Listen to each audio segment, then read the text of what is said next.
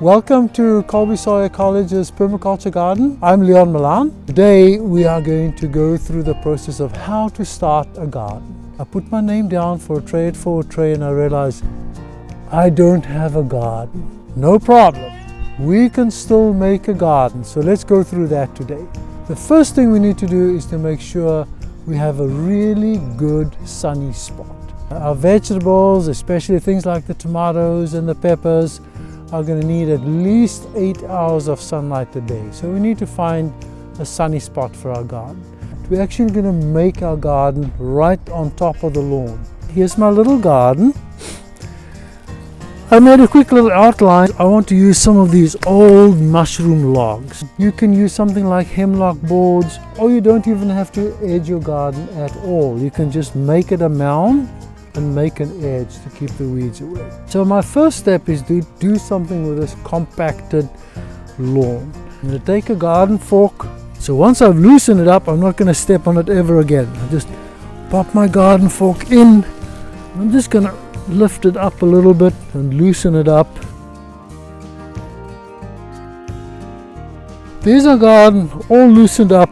All of this material here, all the roots, all the grass is going to break down and become soil. First thing we need to do is we need to feed the organisms that's going to help break it down. I mixed 5 gallons of fish fertilizer. This is really good stuff. You don't need a lot. I used 200 millimeters, which is less than a cup, for a 5-gallon bucket. So now I'm going to water that with my fish fertilizer.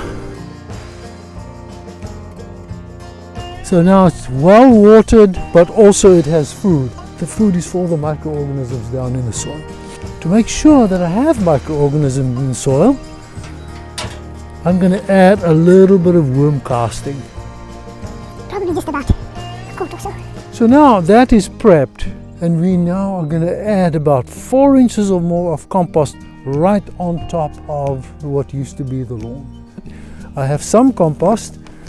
It's not broken down all that great, so I'm going to put that right at the bottom. Look at all the earthworms in here. This is exactly what I'm looking for. And now I can add my 4 sides.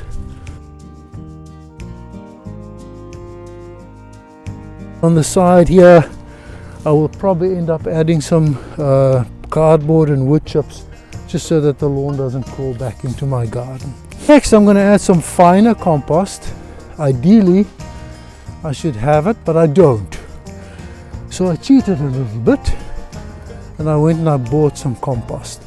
This is really good compost. It's nice and fine. It has compost, it has mycorrhizal fungi, crab shells. It's really good stuff. I bought this for about $11.99 for 2 cubic feet, which is more than what I'm looking for.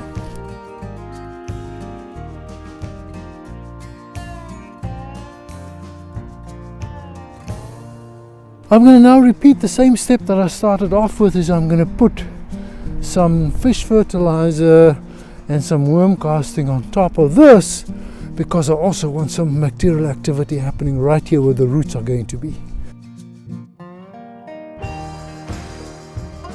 I'm going to put newspaper over this, and what the newspaper is going to do, it's going to hold the moisture in, it's going to block the weeds so we won't get any weed growth coming out of the compost, and then I'm going to put mulch over that, and then I'll show you how we can plant directly right through the newspaper.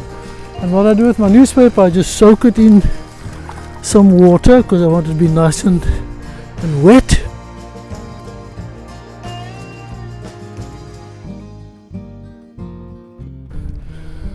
My final step is I'm going to add some mulch over the top of this, and what I'm going to use is straw. Straw does not have all that much weed material in it. Hay, old hay, could also work, but you've got to know you're bringing a lot more weeds with hay. So I have some old straw.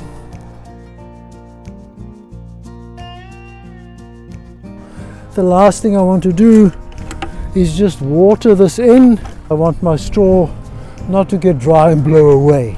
Now people are going to say, Okay, how do I plant in this? What I'm going to do is I'm going to find the spot where I want to plant, say, a tomato.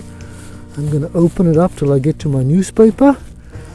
I'm just going to punch a hole through the newspaper like that, wiggle it, and that. I'm going to take that little seedling of mine, I'm going to put the roots right down here, and then a handful of other compost, and just distribute that around it. And there is my planted bed. So I can go down my bed, plant it, and now I have seedlings that grow in this beautiful place. It's full of compost, it's going to be full of life, and you're going to have an absolutely wonderful summer.